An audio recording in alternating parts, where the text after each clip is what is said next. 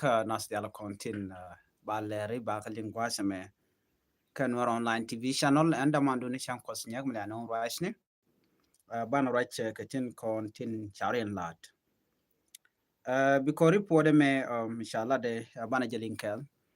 dio je shirunen wan ba chikan te ngaitin ana no bana jelin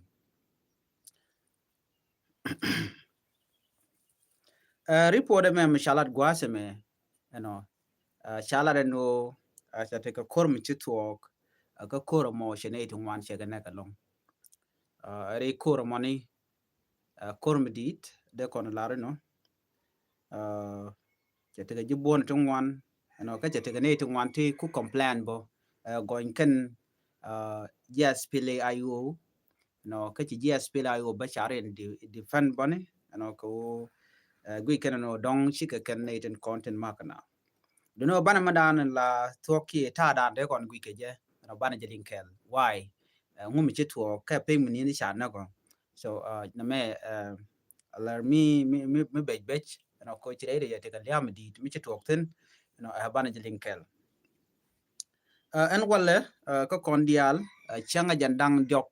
ka pai diok ron kina dang ro jandang it bakel bana jangaji no so report me a quick kor mi to gwad mi shale jebel iraq jebel iraq jen tiega ke juba la juba capital tiega ke juba juba me ngai kone man la capital dung south sudan jen gwada danen to korten kormo to ko tiega de and gwada mo jen take mining place de ko la gwada dan la damne la ka tet ketin dam la ka tet ketin wini mi take ne to letin kane to leto ka jodan chalat de ran la no dong and that side and kwa mining kwa latin dong da la dur to goal de tetino but ke report chalat gwaseme netin kon tinte de gwada mo ka jankorodien ban report ban jeling but tega muku nala jago bela concern long en jebeli raga mo gwada dana to kariya mo tin jente ka central equatoria gwadepka okay leni jangtin long ka report an chalat most of the people till at gwada mo ka jang ki ka dinga community wa men chiriang me cha to jen chat pai to ke sunday mo bothi ne diala no okay riang mu cha to ke sunday ke cha to ke cha to kan wale ala do to ka friday ke saturday morning ke menana chalat kan kon we ka pe ga dana chi tes nien an kore to la to kore chi to gene ne de kon nyin ko bana kulu we ka ne de kon chi yar ki chi na liudi en gwadran chi kore to tin nyen ne de ni kene de ni wa jene te ke shek pon mete wana mo mete ke de ni ko ngai kone me a mining place gwat mi mo mete ke gol labna janga je no gwat mo la ja tianga ke de ni SSPDF de ni South Sudan People Defense Force la kala ke gwat mo ne akela gwat mo la kana occupy ken dial kana occupy ko ji kana goro dong tembe to ka that mining place gwat da tat ke adapted ko ken ten konen kule we ten kwala kwal ken jang panken ka kuma kirmi yadit so gwat wa shi ke nyen ke de ni so kana kon la no mi ke de ni SPLA yo ke de ni nas la panin ko ken ke bon dial kon te dor kan ke indicate but ne dial winna te ko ne de ti ka ngan ke SPLA yo ko jen ta dan ngai kon en gwa yiri ke tokten bala ro en SPLA yo but SPLA yo man jide chan cha we SPLA yo mengna nyenyo ke de ni ten kon na de ni SSPD ya ngaji no de en gwa mo point de ti de ni bon to ko ken de but all of them ke SPLA yo ke Sudan People Liberation in a position ko can take a door she can try which so they get chole ke ayo kan dia so sometimes I would to ke SPLA ayo nyen kan nayo ki nang na ba wala ro kan nuore especially ke je report ko lat gwadme ne jangtung wan ne to take a survivor ne to motich kan ne yati gwadme lat ken no ken ten content mark na tin mark de ne SSPDF gwadmo mishal ke jebelerago ka mining place je ka dam ne tin mitene jang wang dien tin karodien tela doro dien ke report an chalat wa ne de to wa e ken wer meng na garkel mi chi survive gwaz mon kon kor by the way je ne ri choko jen baro wi do ngwan ke report an chalat tan lat ken no chi we ka kor tan lat ken jen bangwan bari report an che ju gwaz me ken ti jen baro mi de ngwan kene de kono wachi test ne dio ja chia bo chia report me chia bo ne ngwan mi shi rek ya tuogo so kene de chal ke din assess pdf ti cha ka yu gwal dan te tin ka based in ja yu ka based in and then in the next report a lot a watch ne maybe share involved ka jen kor dan talk coach dio ja kon tur ngin konen and then you kor ya tuong gwal mo ka jen crossfire remember ko de ni la take la take la day la can go anywhere mi cha ma cha yo ko jen la kan match la kana dueje long alo chicken deer ka gwadan bu bo penten as long as target dia no bi kene to be kan ka joj jen ta dan tin so chire ke otu ko ngane chire ke otu ko ngwa mo cha nei ti choko jen bara woni am cha kana but cha la re tin cha na gwa me wa kane tin kon let ka gold mine but te mbo kon ngaje no ne ti chicken te ka gold mine men yam Ramadan chi survive mi cha lat jen gwa me ta ka tur de gwa me is right there Ramame so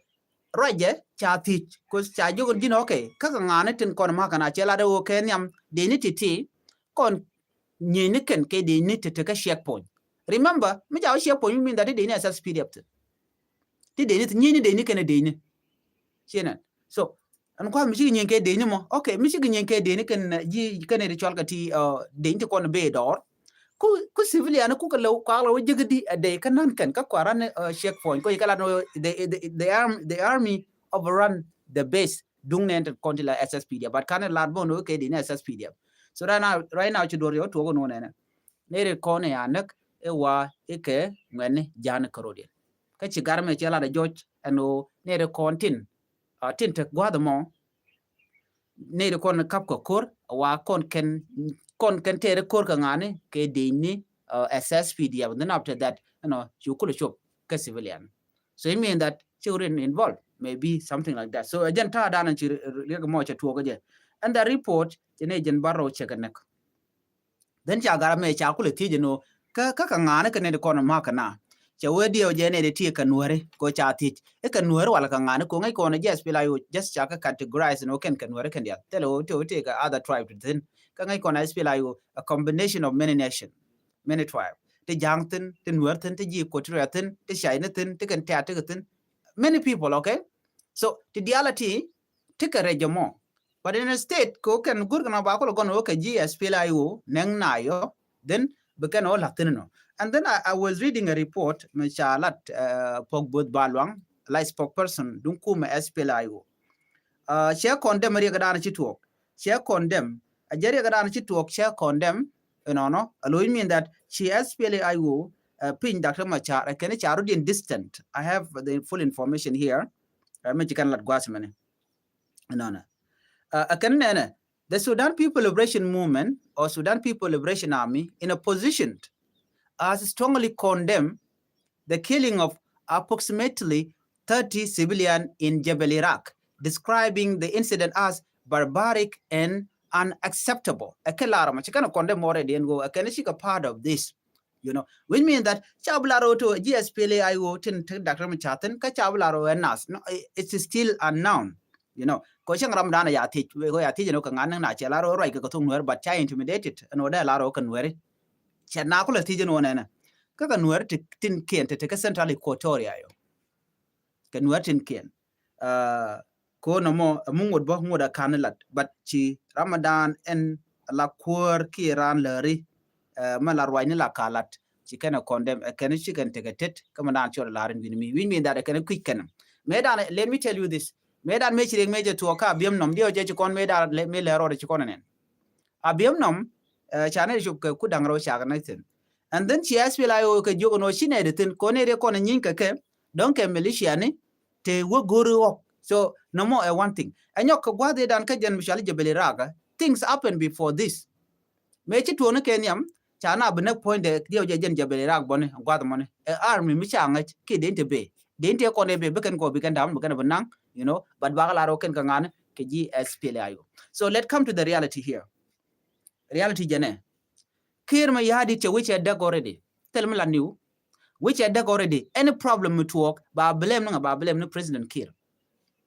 Ko jen chi chene dial chaka dak. A chang bana la ro ne ti ka jang ne ti ka nuer. So you mean that Kir ma yadi chene dial chaka dak lo which bit ka mal unless Kir point che ben ya la che la ro mal at one. so jen do badan bi mal ben ke je mo e kene chikin mi yadi chamal che jalad no bi mal ben tel rom bi mal ben ke je jem ne yena tema which we jek no which we jek telamal jenen yena mo everywhere liuna kudi chikir no che lia che jela niam ko bi liuna na re ka so Sudan ko mi ramen no go de mal de by the way che chamal che implement already so na me amde yena linga no korche tuoga ngwado mo mshale jebel Iraq no ka chene ri chop ke 70 awe nyam che ganak dio je sha more information sha je bo ke media to goal and kor mo jaten situation ngode so na me tuoga Central Equatoria che tuoga Jongle che tuoga United State no ka che tuoga ka panal so tuoga within tie ke Juba jen me dwal ne ngwana jen okay mi che tuoga Juba what will happen next we mean that they could have Juba anywhere ki around Juba sooner or later when in Juba dong de yuan majbo nobody know ko ngai kon lat ko rodien while ki re busy ke election mi chala do tel election mi dem talk wan mi mo mekan mal ken kon ben mekan mal ken kon ben ci South Sudan ci bete kamal South Sudan ci akuin kwar cha jabelatin cause gor kamal after that mi mal ci kul ben den mena kul we ke election but ki re jeno no election latke jani population census la queen nat no ba ping nat ba jo kwen aliep ko mi ci queen kware to mi ci dem to bo nyok ci la do ne na man chal ke permanent constitution la bongon mo kuna la guide jani ba lat after that after election kan all this thing a mess ka kir mi yadit so cha goro te man ben ka South Sudan jan la yena lingano dictator cha diere kaneten kona shuch point e kim yadi che dier ka jang nen kon shuch che dier ka ji Equatoria che dier ka nuore as long as take a secure place mitel rieng mi chobaten kana kon bi shuch ka South Sudanese people ten konen kwa kim yadi kwa jelle kwa ele support ka jaram dana dagwich right ke development be beneten mi development kwa million natin so na mene miditin kwa le jongni yenena ku ma SPLIO ajani che road distant shika part of incident dana ci tok cine jen baro ce kan action me dani kalat ka biemnom kan shika part of biemnom wade dana cine di twando ci gluten kan ne ti nyen kat ka to kan ne shi a changa jek ti shi akam shunken so we are not part of that kuma SPLIO mi ce kurche ter la we kan ka buka laro yes we are responsible ko la nyeni de ni kan de ni but kan de we buga civilian buga ngana but remember mi ci kurche to la SSPD la sapona nga la sapona jang chika biemnom dio shali ngono ko dana ci to ko hok ti jang de tin de la de ne SSPD te gatin even kore pai to pan ga jene mi bo SSPD bone kane content ka United State ke kama yom ala ngwene nuari content chal keter shong Malaysia so ken civilian pan ken nyen ken ga nyen ken ga kum ker mi yadit ajen mla ken ka level no yen ke yen ngane ke yen GSPLIO ko ken nakane dial ke GSPLIO merame mo dong ci kan chenga jek mo goro we yana we je gorki we kwa we go den balara no jin jiram kel ka SPLIO so la ka winga da ka wi Dr. Machar kan dialati wajiram dan letrik ki jiram dan no ngri ti cikrto so name agenda na gore de nyaka kon kel ka kwi report ka manan en chitwo kan winimi gwan mo chine 7 shi gluten wana kati ko kien te de kon kelin gwasme gwa ene biya kamal yenetin kon tilin garwa no gwasme te loide ko support dan to bina ka channel man wana bala je report dung Dr. Machar akona lanisha ngoda bana me bala update ka kon Dr. Machar ngai kon diala ni yene dana sha yen ka ja right now charon che ko yan je ka chen jandang ro de bakel ka pay jok ron kin daro jandang ro de dich an wala chen nang jok wi mean that ka kor nini dang wante pay wo che chup karon lo wala te karon kel with the nin dang wan retijien ka detention whether that entire lokten Dr. Machar no Dr. Machar me dane kwa yen kana shoda kana jakap re wi ke juba kene me dane ke 2018 ne gwada cha mal cha jeta tin me were wi ke juba kenemen jien ka juba be we ka medical check up outside of the country kenemen jien ka juba be we ka Kenya ka Uganda ke gwada yalati jen cha ja confine re wi ke juba akir me yadit arami cha yen mi chengni jen ala marbus re wi ke juba chikire ko le jale ka dika kwi pol pande la we ka South Africa we ka United Arab Emirates we gwada yale koken we ka Addis Ababa la je ya she captain chwa we mi la we ka Addis Ababa me la we go bang bang gwa de mi la je ya on ka bo la ko to doctor ngwan tikitin so ala nen yena ko la yong yen wona ne di yen kir nen no te te la de la de no mal teten but joyi de woni jen kamere bana roda ala joyi de woni jen kamere roda ko jeka wuken kamere kan rodien imagine da kama chate reti jen but tele medical condition mi am report ko kuide ko tele jekti lede point e kim yadit ko jaram danan we jega lum wo joyi we kamere bana roda mi joga ne kim yadi de nene win mon kie akonyal jin pondu jin chidi jek chika ronka ji ma juidi bo we kamere ban roda ko jela ran jo tene la jo no jina mi guri jeno ko te ka kwan la jo na no kwan me chu cham a chang chu me de ko mu ye cham be jinak bare yo ka bom we du bo we ka kwana mo te mi la lar ke nuore no dio je mi ke yene de ngai kel tene la jo no dong mi che ji ken ke te ka mi to ka ji dong doctor be jogo no chumit ka kel ko kur ka dong a mi che kor me kur che gor ba jogo no chumit ka kel ke jin bo chu en na me cho chap okay ba ka lis panya lo chi ka de chap dong ba jo chumit ka na me na so ka bom we du yo mi chi ku ben be ga bi cham go to win mi da ala jidu kwa bo we ka mere ben ro jan takir mi yadit ti jagla ka so Sudan we ka mere ben ka win mi da me jidu bo ka mele bo ka mere ben ro nyanta dan te kir sete me pol point Dr. Machar ka kir mi yadi de take a jui imagine that ramimo me take a jala kwera woni ka tirar take all the resources take a yankelu kan woda point de we jek ka jaram dan le tichuri lot ka jaram dan take freedom jaram dan take mut men na ka de na take bone point kir mi yadi den yet wo juide we ka mere ban rod take billion of US dollar kan woda ba cha juide cha lon ka maka ko jichon CNN even talking a heart jal point bo be je boka je che jal che je lon mo jo kon ko di la sai ni kan ti mi jira mo we je ga lon remember that and wo je ko tin ko lat ki ji mo kan ci rodo written bi woni je ko kata o kin mi yadi we ka jamon amene mi cer yar wi ko am ko jen ta dana gor kin mi yadi de akir mi yadi juida bagwa tama danan we janno no ba mal be jeno ngre wi ka so Sudan lar yeto ke mi jen better mi wo ka tama jog ko mal ko lo no ka jeno jede tin logo je be mal be ben ko gwe jeno live the we gwa comfortable kana god ke still shaje be peleka kon ko do dan gwe je ko right now mi en gwe so Sudan ko ne chubre ku chu je tema man je gwe ke jongle state thousands of people which are displaced changna refugee camp mi jini wi we dien bokan jang pan ken ka DP camp na dorien kan te ka kwara kan te ke de jasas fidia ba di mo mi all the places all the territory nying nuare chicken ke kev right now chikana ke bo man nying Equatoria what ko lingo central Equatoria chi ko de tokten all the place che di ni dia che ga jakten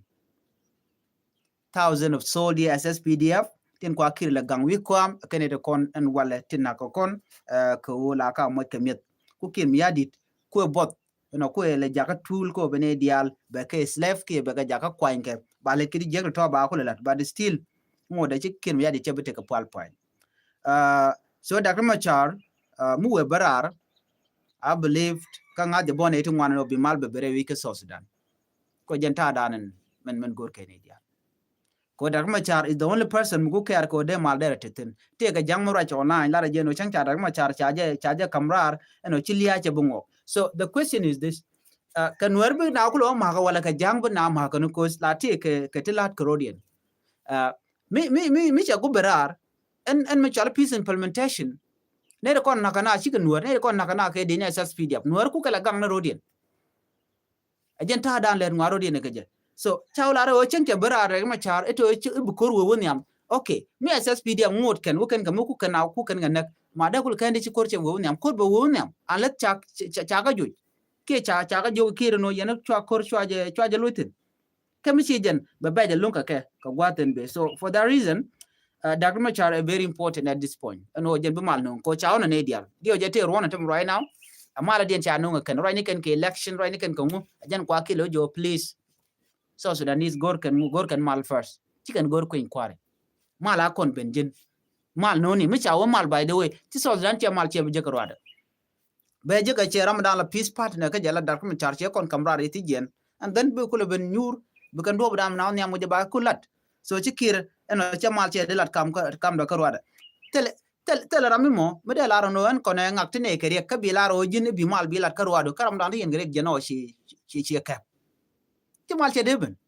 ere ma char chala re ti jeno che ko re ti jen but ci pinya tama che te mal ko ti ka tan wer we ti la no ere ma char jela re gare ke so da cha yen tama ngu ko le coordinator che ro ke na ke telephone dora ke liu cha ke SSPD National Security Service te dore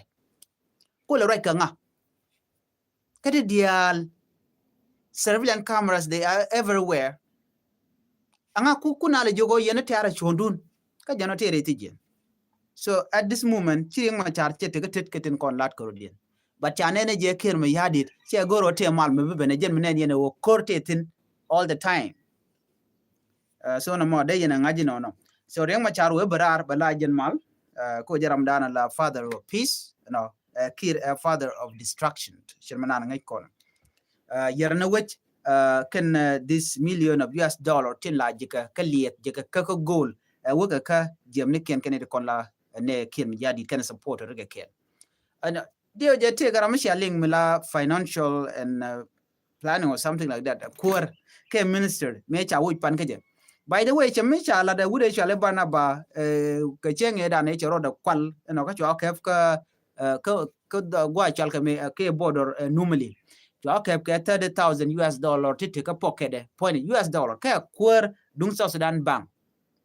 choro bar cho ke right now would the minister pai nyok mu wai ka pan ka je wajen choro nyok bar ba chao ke chao nyok lu jok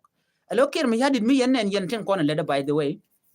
bi aji no ne u je ji ka kwanya ngak u je ngak ka kwanya ngak alo ko let che je na chira mala lar ka no e joko tong nat ka met ko yo ba ko we ngak ene dial shi ka kwal so kene dial ti mu je ka ngwana ko ba run ba ko le te ne ti moto ba we ti ba o ke you know ajen ta lalat ke chwara mo chwar be mo ke dundu run mi te gere mo chiwo ji run bien dial yene dial ko ci mi den dial e nangre ri ka ke ba yin ke jake ajala lat ke ram je ni chiang la gore no ne dial bi ke liu ke jake en ran ke liu be goro bro da ke jake I don't know menga yen store na me dung man chwal ke but ko la gwa men je de lar ko no ne ngayen dit diden dida dan dio je ramangech dida mo be men lar yemes ka dob dan ye linga ja why one day ke ta me shiwa wa kill man chala kill cha chenga je ga long so me ya chenga je ga long then charo cha chenga je ga one and then from there charo da bar you know mi charo da baro jen cho we gwara dien charo da gur mi chama ka kor first ni then gwa mo che wudit che wudok che wachwat and then gwa mo che lunjok gwa de da na ti di dial te tin kana le dial ne de ko ne cha chenga je ano mi cha ben kudi no ano che ga jogo no che lunjok cha nen you know mi cha ne no cha gu no jen che dok cha jogo no kel ka mi che le dok lungo no no ano we chu mi ni den cha na nyot par ko no te nial na jon ngi to ne nyen ga to ya ju cha to ka tiul ka to men tin ja ne mi jira am no go bu mit ka tiul mo bro do dil kap ka shoka no chwa nong ne ke chwa to ni je chenga dara bana jien ka ja mene mo chi chenga mo che ben jene dia tin kon gor ga we ngwa da mo che ju no ka baru dun ka nguda ka choka tana je ke chine ro ku chine de lel ka kot che jo tere ma bia shura ka jo no tel mlari du nar kep ka shura wona gwa da dan enti tiol ti ka tin yal tong mi tiol ko la por mishina we yo chero da bar ka ko lo nanga na nyal china ko chup nu gwa min nan ka pin no men ko goro bana kal pinjana juga ke enta me shura kele me no che je ga bech shura na me che luang yana la wo ku chu ko man do tien no a system melade okay mukuna lo wi na ro ka chu do die no chu na yu kal pin chu ga de al ko na gwa mo yu pen no chu ra mo pen ke pen te ke ti joken chi ke tat ke kana jog do ne chu men ta ma ke ko kien ti chi langut na mo ajala lar ke ramo mo gor jane dial buga wega jakel bago kulo pal pen jan ta dala te keke so kim yadin minen yana mo ko jan wi kwam gurje enne dial to be tuken ba ka moy ka door run mi tamben ba ka chu yak janta da let kir mi yadi so janta da lalat ke bo a dictator la gor ne dial ber ka te kon lede ne dial ba ka matin gan dial run tel gwa bran bela kairar ka je so janta da lat ke kir mi yadi mine ne kir wo je chormo ka kwanya chormo wo je chormo ka kwanya chor do dien gor kiro run te dial ti ba ka ko dial and very good example jenelo ci konen ka konen te kon chane dial kon ti let ka